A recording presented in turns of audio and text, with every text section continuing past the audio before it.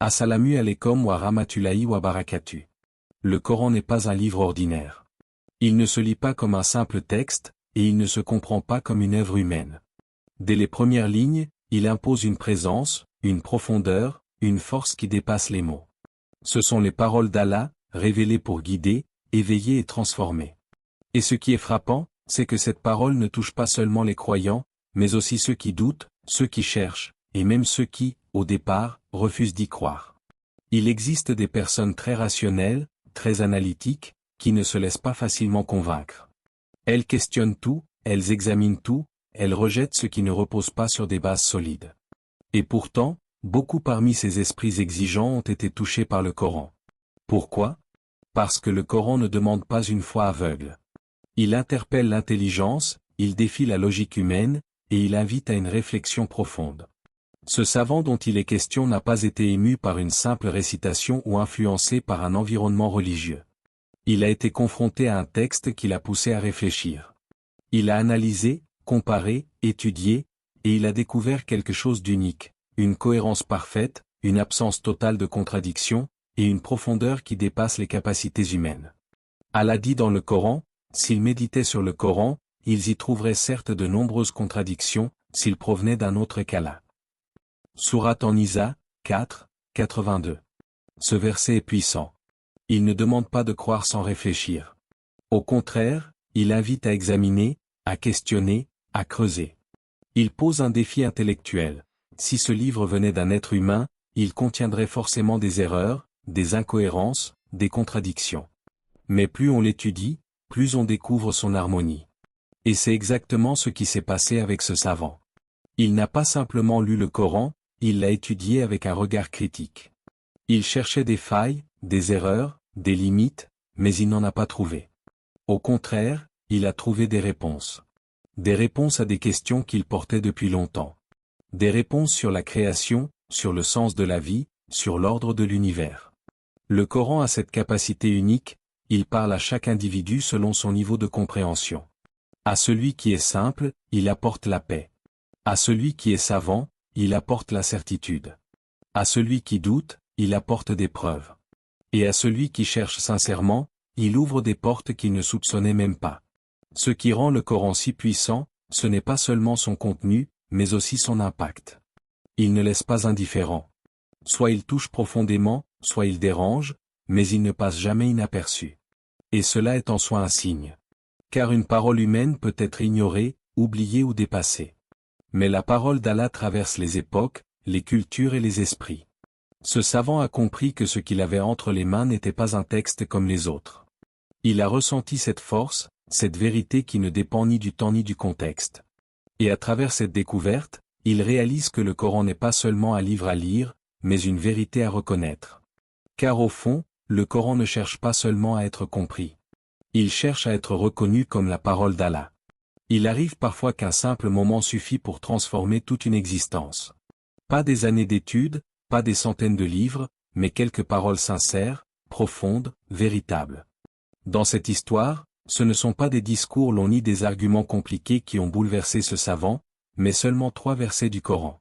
3 versets qui ont traversé les barrières de la raison, touché son cœur et éclairé son esprit. Cela nous enseigne quelque chose de puissant, la vérité n'a pas besoin d'être répétée des centaines de fois pour être reconnue. Lorsqu'elle est claire, pure et sincère, elle s'impose d'elle-même. Ces versets n'étaient pas simplement récités, ils étaient porteurs de sens, de profondeur et de réponses que ce savant cherchait depuis longtemps. Il s'interrogeait sur des questions essentielles, d'où venons-nous? Pourquoi existons-nous? Quel est le but de la vie? Et surtout, qui est réellement le Créateur? Des questions que beaucoup de gens portent en eux, parfois sans trouver de réponse satisfaisante. Mais lorsque ces versets lui ont été présentés, ils ont apporté une clarté qu'il n'avait jamais trouvée ailleurs. Allah dit, nous leur montrerons nos signes dans l'univers et en eux-mêmes, jusqu'à ce qu'il leur devienne évident que c'est cela la vérité. Sourate Fussilat, 41, 53. Ce verset révèle une réalité profonde, la vérité est partout autour de nous. Elle est dans le ciel, dans la terre, dans les étoiles, dans la complexité de notre corps, dans notre esprit, mais aussi dans la révélation divine. Le Coran ne vient pas contredire l'univers, il vient l'expliquer. Il ne s'oppose pas à la réflexion, il la guide. Ce savant, habitué à observer, analyser et comprendre le monde, a trouvé dans ces versets une harmonie parfaite entre ce qu'il voyait dans l'univers et ce qu'il lisait dans le Coran. Il a réalisé que ces paroles ne pouvaient pas venir d'un être humain. Elles étaient trop précises, trop profondes, trop cohérentes. Mais ce qui est encore plus marquant, c'est que ces versets n'ont pas seulement parlé à son intelligence. Ils ont aussi touché son cœur. Car la vérité complète est celle qui convainc l'esprit et apaise l'âme. Il ne s'agit pas seulement de comprendre, mais aussi de ressentir une certitude intérieure. Ces 3 versets ont agi comme une clé. Une clé qui a ouvert des portes qu'il gardait fermées depuis longtemps. Une clé qui a dissipé ses doutes, éclairé ses pensées et orienté son cœur vers une seule conclusion: il n'y a qu'un seul Dieu digne d'être adoré, et le Coran est sa parole. Ce moment montre aussi l'importance de la sincérité. Beaucoup de personnes lisent le Coran, mais tous ne sont pas touchés de la même manière. Pourquoi? Parce que tout dépend de l'intention. Celui qui cherche à critiquer trouvera des prétextes. Mais celui qui cherche la vérité, même à travers un seul verset, peut être guidé. Quand une personne est sincère dans sa recherche, Allah ne la laisse pas dans l'égarement. Il lui montre des signes, il lui ouvre des portes, il éclaire son chemin. Parfois à travers une épreuve, parfois à travers une rencontre, et parfois, comme dans cette histoire, à travers quelques versets puissants. Cela doit nous faire réfléchir. Combien de versets avons-nous entendus sans vraiment les méditer? Combien de fois avons-nous lu le Coran sans chercher à comprendre son message profond? Peut-être que la clé de notre transformation se trouve déjà devant nous, dans un verset que nous avons négligé. Car au final, ce n'est pas la quantité qui change une vie, c'est l'impact de la vérité lorsqu'elle est reçue avec sincérité. Beaucoup de personnes pensent, à tort, que la foi religieuse repose uniquement sur des émotions ou une simple tradition héritée. Elles imaginent que croire signifie arrêter de réfléchir, fermer les yeux et accepter sans comprendre. Pourtant, ce témoignage vient briser cette idée. Il montre clairement que l'islam est une religion qui s'adresse à l'intelligence humaine, qui valorise la réflexion et qui encourage la recherche sincère de la vérité. Ce savant n'était pas un homme influençable. Il ne suivait pas une croyance par habitude ou par pression sociale. Au contraire, il analysait, il questionnait, il cherchait des preuves concrètes. Il avait l'habitude de disséquer les idées, de les confronter à la logique, de tester leur solidité. Et c'est justement avec cet esprit critique qu'il s'est approché du Coran. Au lieu de fuir ces questions, il les a approfondies. Il ne s'est pas contenté de rejeter ou d'accepter rapidement. Il a pris le temps de comprendre, de comparer, d'étudier en profondeur. Et c'est dans cette démarche honnête et rigoureuse qu'il a découvert que l'islam ne contredisait pas la raison, mais qu'il la renforçait. Le prophète a dit, « Chercher la science est une obligation pour chaque musulman. » Hadith authentique. Ce hadith est fondamental. Il montre que la connaissance n'est pas une option dans l'islam, mais une responsabilité. Cela signifie que chaque croyant est appelé à apprendre, à comprendre et à réfléchir. La foi ne doit pas être superficielle, elle doit être construite sur des bases solides. Plus une personne comprend, plus sa foi devient profonde. Car une foi basée sur la connaissance est une foi stable. Elle ne vacille pas au moindre doute. Elle ne s'effondre pas face aux critiques. Au contraire, elle devient plus forte, plus claire, plus enracinée. Ce savant a suivi ce chemin. Il n'a pas accepté l'islam par imitation, mais par conviction. Chaque réponse qu'il trouvait renforçait sa certitude. Chaque verset qu'il analysait ajoutait une pierre à sa compréhension. Et petit à petit, il est passé du doute à la clarté, de la recherche à la certitude. Ce qui est remarquable, c'est que l'islam n'a jamais peur des questions. Au contraire, il les accueille. Le Coran lui-même pose des questions à l'homme, l'invite à réfléchir sur la création, sur la vie, sur la mort, sur l'univers. Il pousse l'être humain à sortir de l'insouciance et à utiliser son intelligence. Combien de fois dans le Coran Allah dit, « Ne réfléchissez-vous donc pas, n'observez-vous pas, n'utilisez-vous pas votre raison ?» Ces appels ne sont pas anodins.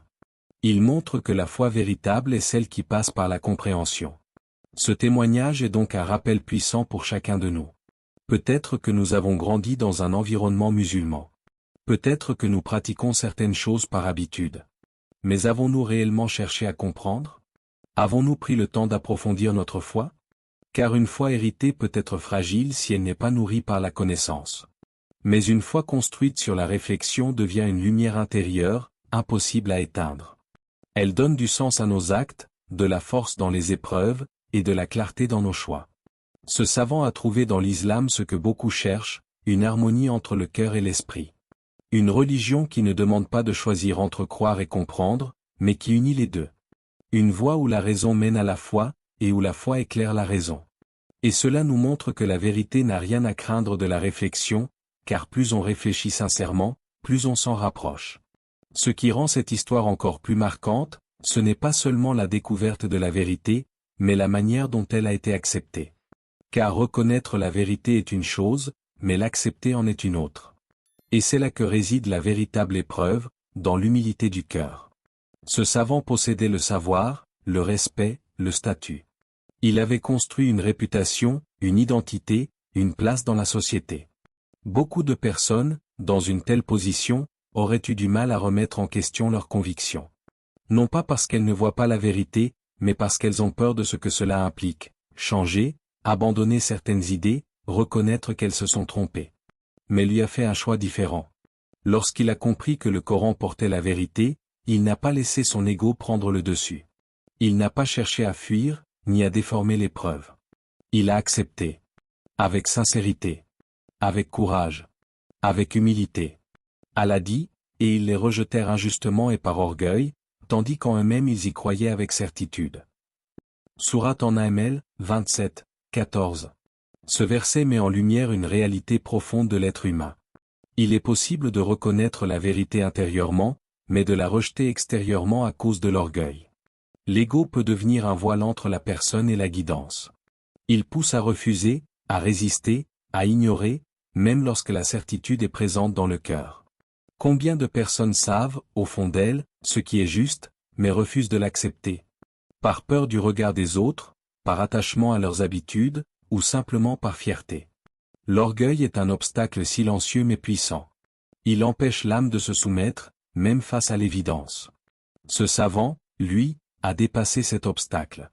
Il a compris que la véritable grandeur ne réside pas dans le fait d'avoir toujours raison, mais dans la capacité à reconnaître la vérité quand elle apparaît. Il a compris que s'incliner devant la vérité n'est pas une faiblesse, mais une force. Accepter la vérité demande du courage. Cela signifie parfois aller à contre-courant, sortir de sa zone de confort, affronter les critiques ou les incompréhensions. Cela demande de dire, oui, j'ai appris, j'ai compris, et maintenant je change. Et ce changement, même s'il est difficile, est une élévation. Dans l'islam, l'humilité est une valeur essentielle. Se soumettre à Allah, c'est reconnaître sa grandeur et accepter notre position en tant que créature. C'est comprendre que la vérité ne dépend pas de nos opinions, mais qu'elle existe indépendamment de nous.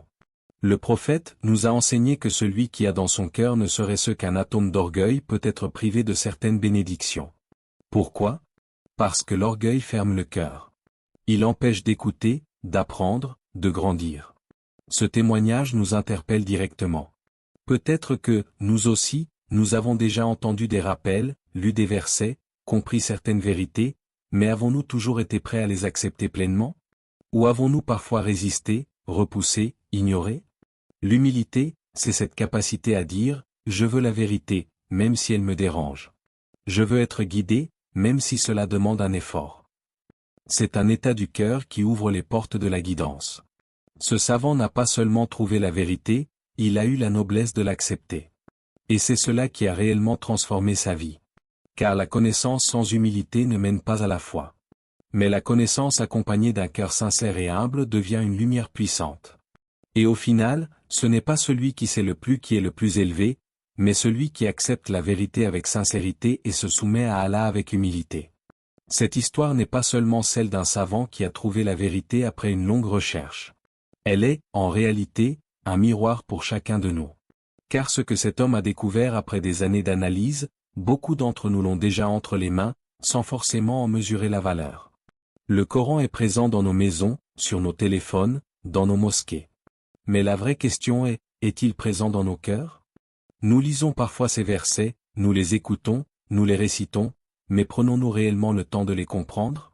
Prenons-nous le temps de nous arrêter, de réfléchir, de méditer sur ce qu'Allah nous dit? Ou bien laissons-nous ces paroles passer sans qu'elles ne transforment notre intérieur?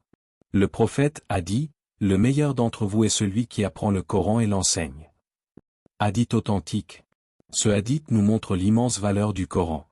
Il ne s'agit pas seulement de le posséder ou de le réciter, mais de l'apprendre, de le comprendre et de le transmettre. Être parmi les meilleurs ne dépend pas de la richesse, du statut ou de la renommée, mais de notre relation avec la parole d'Allah. Ce savant a été transformé par seulement quelques versets. Cela doit nous interpeller profondément. Combien de versets avons-nous plus dans notre vie? Combien de fois avons-nous entendu le Coran sans que cela ne change réellement notre comportement? Peut-être que le problème ne vient pas du Coran, mais de la manière dont nous approchons. Le Coran est une lumière. Mais pour bénéficier de cette lumière, il faut ouvrir son cœur. Il faut lire avec sincérité, écouter avec attention, et surtout chercher à comprendre. Chaque verset porte un message. Chaque mot contient une sagesse. Et parfois, un seul verset peut être la clé d'un changement profond. Peut-être qu'un verset peut apaiser ton cœur dans une période difficile. Peut-être qu'un autre peut te réveiller et te ramener vers Allah. Peut-être qu'un simple rappel peut te faire prendre une décision qui changera toute ta vie. Le Coran n'est pas un livre du passé, il est une guidance pour chaque instant. Mais pour cela, il faut faire un pas. Il faut décider de ne plus le laisser fermer. Il faut lui accorder du temps, de l'attention, de l'importance. Même quelques minutes par jour peuvent faire une différence. Lire, comprendre, réfléchir, et petit à petit, laisser le Coran façonner notre manière de penser, de parler et d'agir. Ce rappel est aussi un appel à la sincérité. Le savant dont nous avons parlé cherchait la vérité avec honnêteté. Et Allah l'a guidé. Si nous adoptons la même attitude, si nous cherchons réellement à nous rapprocher d'Allah à travers sa parole, alors la guidance viendra aussi à nous. Le Coran n'est pas réservé à une élite. Il n'est pas uniquement pour les savants ou les érudits. Il est pour chacun de nous. Pour celui qui débute comme pour celui qui avance. Pour celui qui doute comme pour celui qui croit déjà. Il parle à tous, mais chacun en reçoit selon son ouverture et sa sincérité. Alors ne sous-estime jamais l'impact d'un verset. Ne pense jamais que cela ne peut pas te concerner. Peut-être que le changement que tu attends se trouve dans une parole que tu n'as pas encore vraiment écoutée. Car au final, ce n'est pas la quantité de Coran que tu lis qui compte, mais la manière dont il transforme ton cœur et ta vie. Cette histoire nous rappelle une vérité puissante, la guidance vient d'Allah, mais elle est offerte à ceux qui cherchent sincèrement. 3 simples versets ont suffi pour transformer la vie d'un homme de science, pour le faire passer de la recherche à la certitude, de la réflexion à la soumission. Cela montre que le Coran n'est pas seulement un livre à lire, mais une lumière à vivre. Peut-être que toi aussi, aujourd'hui, tu es en quête de réponse. Peut-être que ton cœur cherche la paix, la vérité, un sens plus profond de ta vie. Le Coran est là, accessible, puissant, intemporel. Il ne demande qu'à être ouvert avec sincérité. Alors prends ce moment comme un rappel. Reconnecte-toi à la parole d'Allah. Médite, réfléchis, et laisse ces versets toucher ton cœur. Index revers pointant vers la droite blanc. Abonne-toi à l'Islam Connect, partage cette lumière autour de toi, et participe à propager un message qui peut transformer des vies. Merci d'avoir ouvert ton cœur à cette parole. Que la paix d'Allah t'accompagne à chaque étape de ton chemin. Allah dit, ô mes serviteurs qui avez commis des excès à votre propre détriment, ne désespérez pas de la miséricorde d'Allah. Car Allah pardonne tous les péchés. Sourate Az-Zumar, 39, 53. Que Allah nous guide, nous pardonne et illumine nos cœurs par le Coran. Amin.